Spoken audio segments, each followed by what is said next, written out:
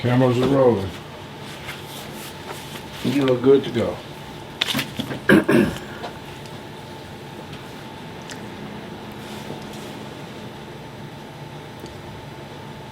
My name is Ovide Duncantel. I am the Executive Director presently of the Black Heritage Society here in Houston, Texas. I was born in Natchitoches, Louisiana, raised at 322 Julia Street. At 18 and a half years old, I joined the U.S. Air Force.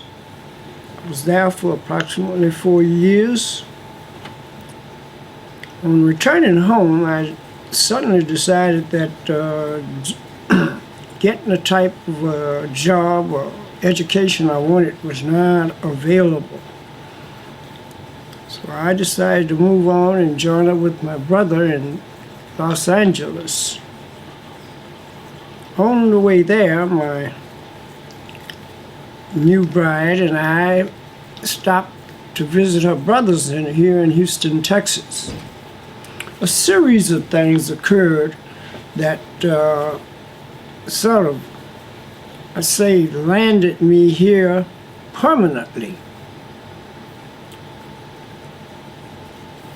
As I was situated, I decided to look around, and I suddenly discovered that there were no real Black or Hispanic political force in this city. No one to go to if there was a problem. And that turned to be a real problem for me. So when I am faced with problems, my mother said from a young child, I always faced the problem and did whatever I could in my power to change it. And that's exactly what I did here in Houston, Texas. Rather than complain about the situation, we decided to take on the system and change it. And one of the first changes we had to make was to get somebody into political office that looked like me. I filed for city council, and my first setback came when I was told by a nice little clerk that because of certain ordinances in the city law, it prevented me from running for public office. Number one, I did not own property here in the city, and even if I owned property, I had to own it more than 2 years to be eligible.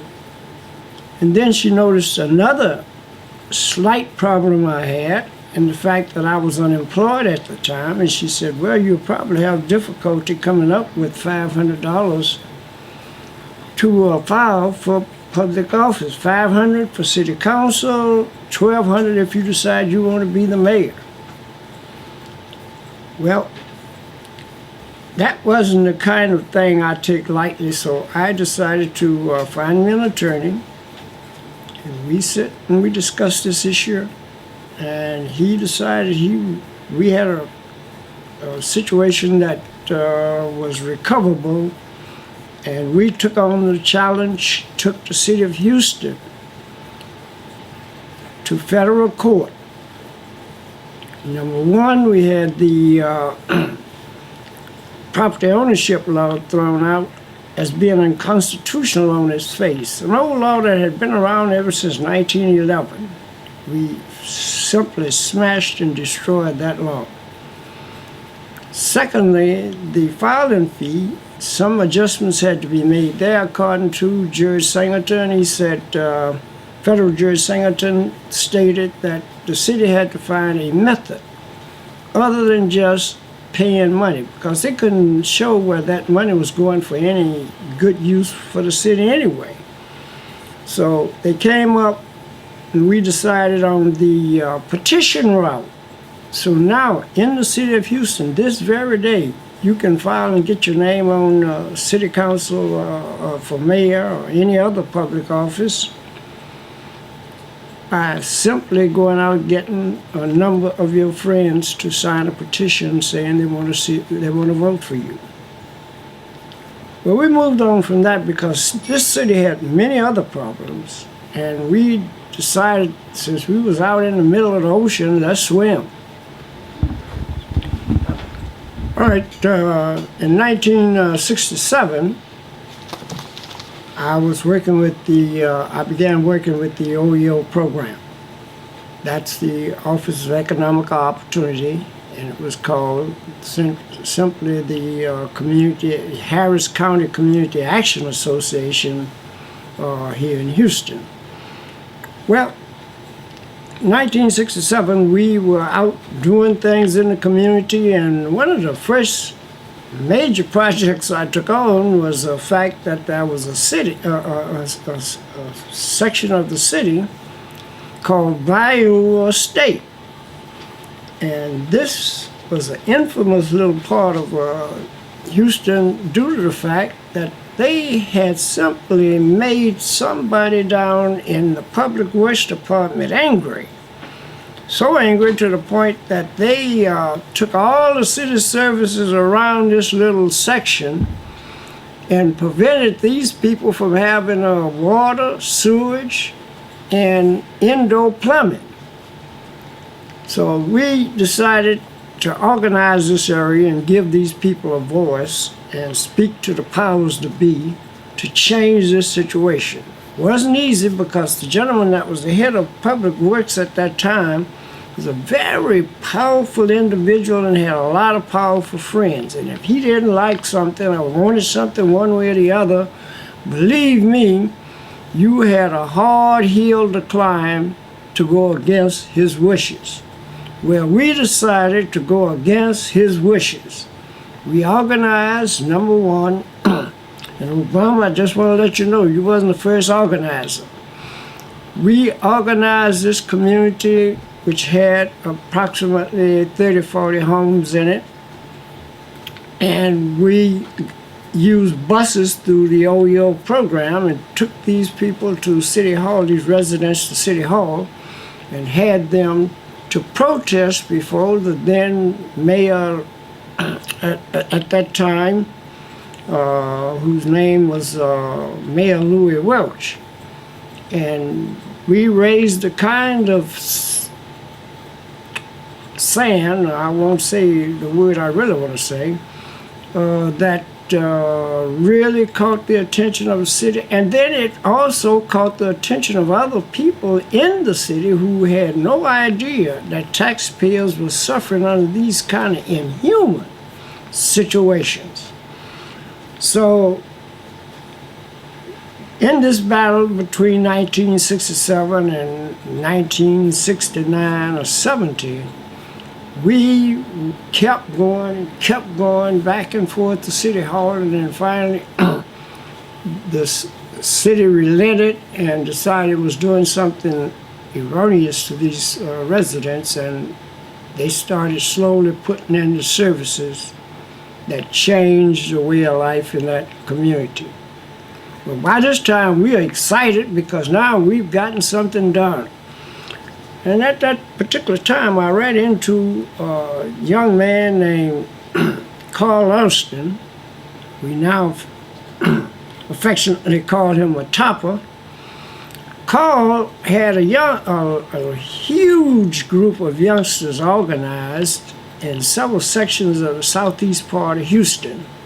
That, when I say southeast, I'm talking about the areas that was called Old Sunnyside, New Sunnyside, Bayou Estate, South Union, you name it, all that area. Topper had organized 1,700 youngsters who were all in school, who were all studious and various other childlike things they participated in. However, that was one standard that they had most other kids did not, and that was they were community minded. They wanted to paint senior citizen houses. They wanted their grandmothers to walk to the store in safety. They wanted things that generally kids at 12, 15, 16 years old never thought about. As a result of Matapa's teachings, these kids became a formidable force. Well, Carl having this large organization in the 70s didn't hit well with the powers to be, and they passed that on up to the central government. Matter of fact, I understand that J. Edgar Hoover got involved with putting the FBI on watching this young man, and when they decided and came to the conclusion that he needed to be taken off the scene and put into service. So Matapa suddenly was drafted into the Army. This was in 1970, so it left me, 69 I would say, it left me with the group that he had organized. He asked me if I would take care of them until he got back or meet with them, and I decided that I would take on that task. So, in meeting with these youngsters, we had a tragedy occur during our stay. One of the youngsters, on the way to a meeting, was hitchhiking a ride with another youngster that he barely knew, but they were in the same school in Worthing together. And the police got behind the vehicle that they were in, and suddenly the police decided that this was a stolen vehicle, and the youngster who was driving knew what was happening. The one that was the passenger and was a member of our organization did not. Long story short, this young man jumped out of the vehicle and, grabbed his cap and was going to run to get away from this, as far away from this scene as he could. And of course, the young man that was driving kept going with his vehicle. The police stopped their car, did not follow the vehicle that was stolen, and suddenly took a bead on this young man that was running and shot him with double buckshot shells and practically cut his body almost in half. This was brought to our attention, and this, when our community got very disturbed, and our organization, especially the Souls Unlimited, the youth group that Matapa had put together, we decided we were going to City Hall and we were going to give them a piece of our mind, and I mean a piece of our mind. And that is the time when we decided to make a bold stance and make a bold statement.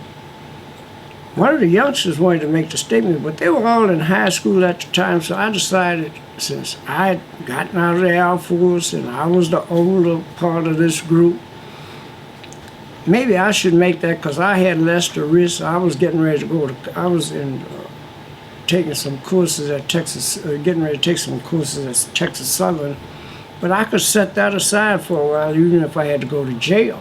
So we decided to make a bold statement, and that statement was written out by one of our youngsters, and it was called 10 Pigs for One. Every youngster in our organization that was killed from that point forward would be revenged by us taking out 10 of the folk that killed that youngster, and that was usually the police department. And that's when we made an infamous statement called 10 for 1. All right, now, anytime you take on the system at this level, and I'm telling you this was a heavy level because this statement reverberated around the world. We never had, I guess since the history of this country, had any group stood before. We wasn't under a tree. We wasn't out in the streets shooting off our mouth. We were at City Hall when we put the mayor and the chief of police on notice that any more murders in our community, and it was going to be retaliation, heavy retaliation. Of course, now you know the system wasn't going to just stand around and take this slap upside the head without fighting back. And we knew that too. Next move the establishment made was to attempt to evict me from my apartment where I was living. Remember I told you I didn't get, when I put this lawsuit against the city, oh, by the way, all that came into play about my taking a strong stand against, taking a strong stand against the city. But I'm getting ahead of myself. Let me state what happened as a result of that statement. We immediately, pressure was put on my landlord to get me out of the apartment. They wanted to get me in the streets, I guess, where I was homeless. And I guess they figured it may have been easier to move in and do whatever they planned to do. But anyway, I took a stand. Well, let me get ahead of myself again. We had to go to court on the eviction notice. And guess where I had to go to court at? I lived in southeast Houston in what is commonly called the Sunnyside area on Belford Street. But because I was on the south side of a street called OST, we didn't have the privilege of coming to the court that was right in the downtown area. We had to go to a court in Pasadena, Texas. This was a new awakening for me and a whole lot of other people that was following me when we had to go to Pasadena for this court hearing. Well, of course, we lost the court hearing and I was evicted, given 7 days to get off the man's property, or they would be sending the gendarmes to help me off the property in a not so nice way. First, at that time, they used to throw all your stuff in the middle of the streets, in a ditch near the middle of the streets, if you didn't go out peacefully and evict yourself. Well, I wasn't going to evict myself, and I had no plans to let them evict me. And as a result of that, I had to take a stand, and I took a tough stand, and I called a press conference, and only person showed for that press conference was a gentleman who is now one of our big sports announcers, sport forecasters, and that's Ralph Cooper. And he happened to take this picture of me. All right, as I said, in the penalty phase here, I had to take a stand on my door to prevent the constable, who was named Watkins, from Pasadena, following the Pasadena judge's orders to come out and throw my stuff in the streets out of the apartment, get me out of there one way or the other by any means necessary. Well, my stance, as you see in the picture, was to make sure I blocked anything trying to come into my apartment, and we were ready to go down and smoke. One day passed, no constables. We're talking about at the time when the law said that they were supposed to be there and throwing me out of the apartment. Day 2 passed, no constables. One thing I had done, they had one black constable on that whole force of about 200 or 300 men with reserves and all that.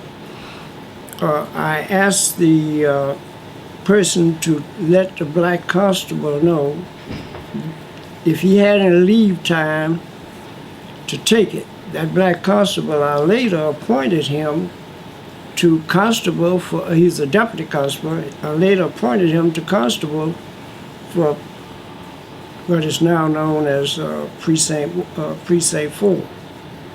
I'm sorry, that's Precinct 7. And that was a gentleman named A.B. Chambers. Anyway, getting ahead of myself a little bit, I stood on my door for 3 days waiting for the gendarmes to come, and they did not show up. So all of a sudden, here comes some suits. A guy named that became our first city councilman, Justin Robinson, and another gentleman, an attorney with him, named Mark McDonald.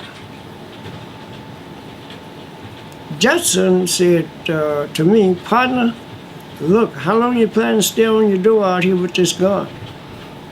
I said, "As long as I have to, Judge."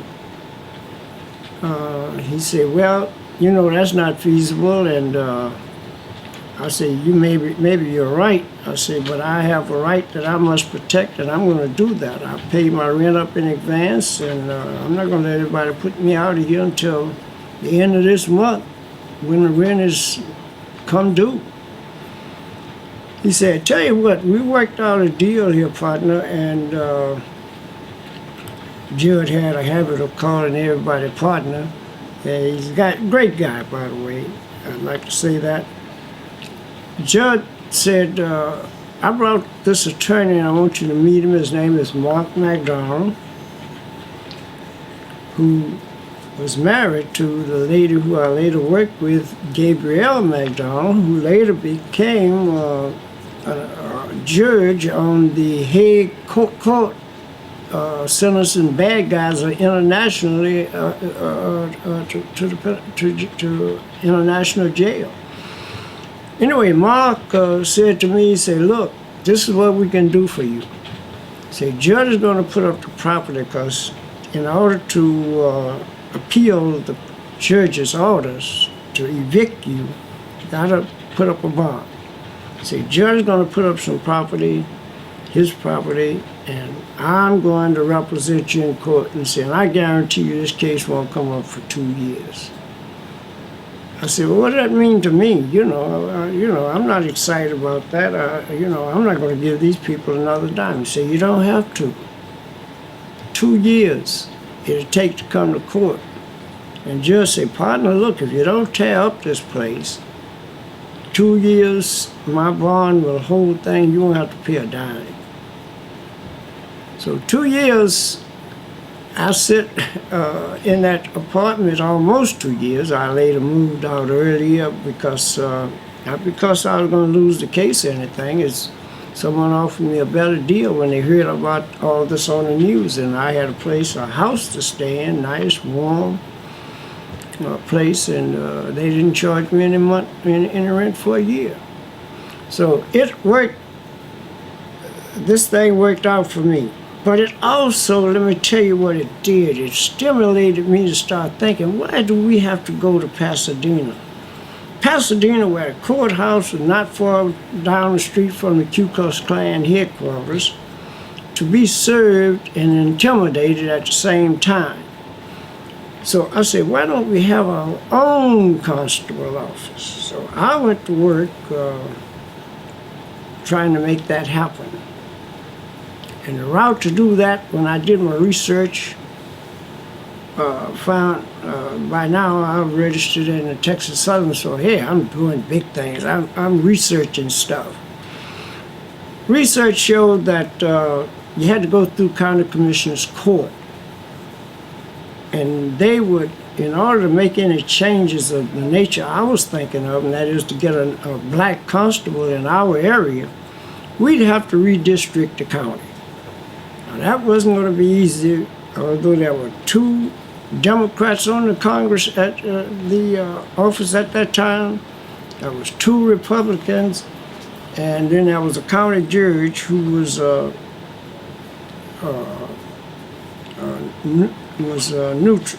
neutral, so the judge was neutral. You had 2 votes for and 2 against, so we had to get a third vote. And that third vote came as a result of me going out telling one of the Republicans I was going to run against him because he's the guy who was over the food stamp program here in Harris County. And then that turns out to be another story and another challenge.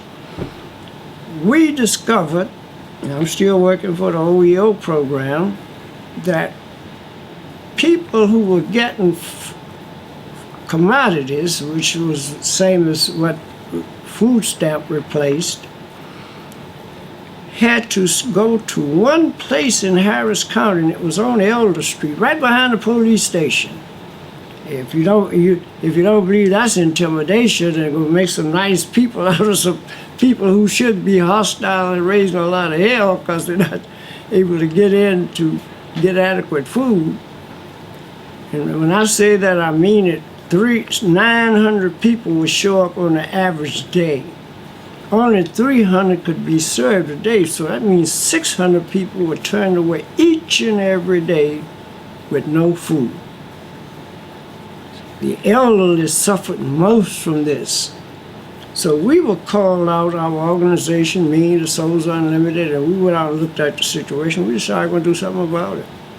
So we did our research. Research showed that, again, this would lead to Harris County. Harris County Commissioner's Court. We went before the Commissioner's Court and asked them, why don't they solve this problem? And by the way, how come you're not getting food stamps? All the other counties around, Fort Bend, Montgomery, all of them were getting food stamps. One man was holding it up here in Harris County. And he was the commissioner over our area, out in the Sunnyside area. All the poor, 3rd Ward, Sunnyside was in his district. So he was definitely blocking poor people from having a better life, and that was getting food stamps. So we decided we'd take him on, and he said, I told him, I said, first of all, I'm gonna run against you. You're coming up for re-election next year, and I'm running against you. I had just ran for city council. I pulled 22,000 votes, so it wasn't like a bluff. It didn't take 22,000 votes to oust this guy. Anyway, he laughed. He thought that was the biggest joke he had ever heard of. In between this time, when I never lied. One thing I'll say in this statement, you'll find I never lied to white folk. When I tell them I'm going to do something, you can get all prepared. I'm going to do that. And I told this guy I was going to run against him. So I filed when his election came around the next year. But in between my actually getting out and actively campaigning, Barbara Jordan and I'm a congressperson at that time. I mean, she was state representative then, state senator. And Curtis Graves, who was state representative, approached me about supporting a candidate that they were backing in the Democratic Party was backing, named Tom Bass. I didn't know Tom Bass from Adam Huntendall, but I agreed because of these, distinguished people approached me. I decided to at least listen to what they had to say. So I met with Tom Bass and at their suggestion, and we sat down, we hammered out an agreement. Number one, that he would pick up most of my campaign promises to my community. And the number one thing was to redistrict the county, where we would have a black constable. I don't mean later in the future, I mean like right now, soon as we could get into office. Tom agreed to that. I also asked for a black commissioner at that time, but there just was not enough statistics and enough population in one area. They would have to do some gerrymandering that you wouldn't believe for that to even be possible. He said, but in 12 years, you have a shot at a black commissioner, and it'd probably be my seat. And he said, I'll willingly give it up because I'm going to either get out of politics or run for another office. He gave me his word on that, put it in writing, and I say that affectionately because he gave me his word. Let me leave it at that. And I believed him, took that to the community. We supported Tom, and Tom beat this 23-year incumbent. Got him out of there. We got food stamps into the community, and there was still some resistance by, where to put the food stamp off. We said we want it in our community first. If we're going to do one right now, we want the first one out in Sunnyside, where I live. My people that's fighting with me to be taken care of. We had a guy who was in charge of the locations of where the food stamp would be located. He resisted and bucked, so we had to teach them a lesson. So I got with the Souls Unlimited, and we decided to come up with a plan. We met with the ladies out of the Elder Street, asked how many had young babies that was under the age of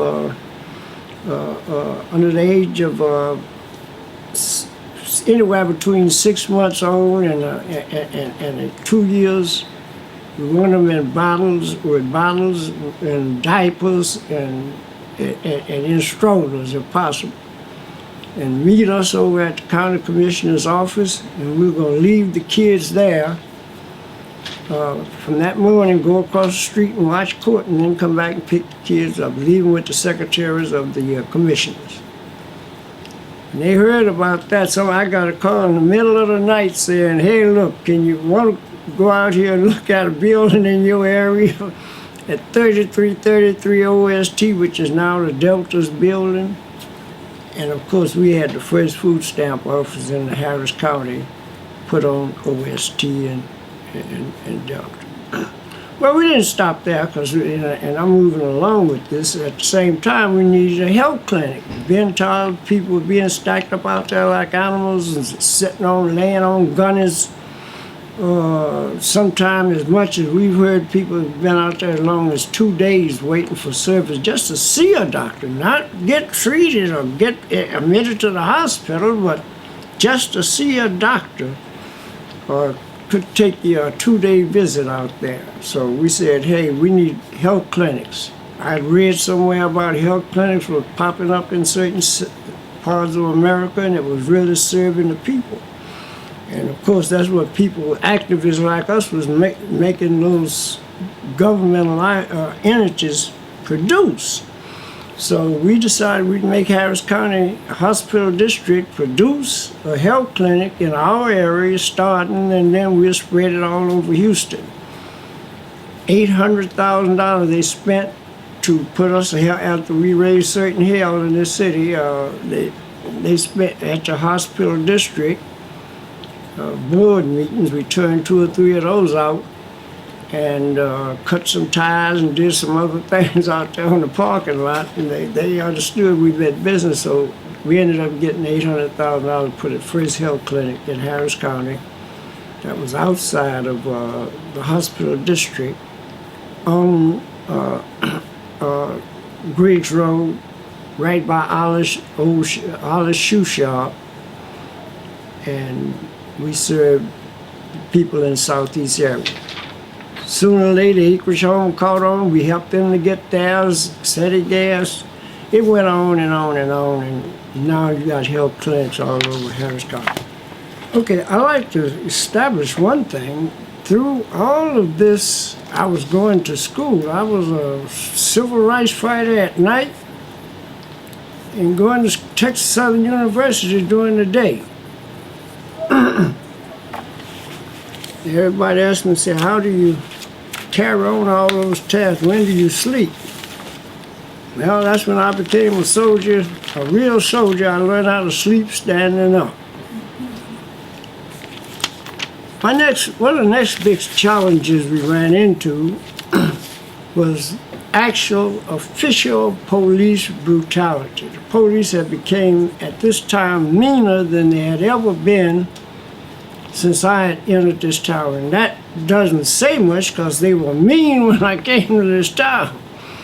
But they had really gotten out of hand. They were killing black youngsters and Hispanics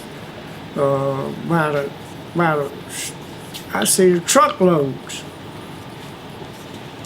So we decided to take that on as a major task. And of course, I had just made the 10 pig statement. That was really limited to our organization. But it got broader than that. It became broader than that when another infamous murder happened here in this city, when the Houston Police Department teamed up with the Galena Park Police Department, caught a young man that was coming from someplace in the city, and he lived in Clinton Park. Police got behind him and said his wheel was wobbling. So they decided they were going to stop this young black man. And he didn't stop. He ran. And that turned out to be a big mistake in terms of his life, because they trapped him using the Galena Park police. They trapped him on the Galena Park police side, so they took him to the Galena Park police station. But here's what was unique or odd to a lot of citizens, but not to us on the streets. We knew what was happening.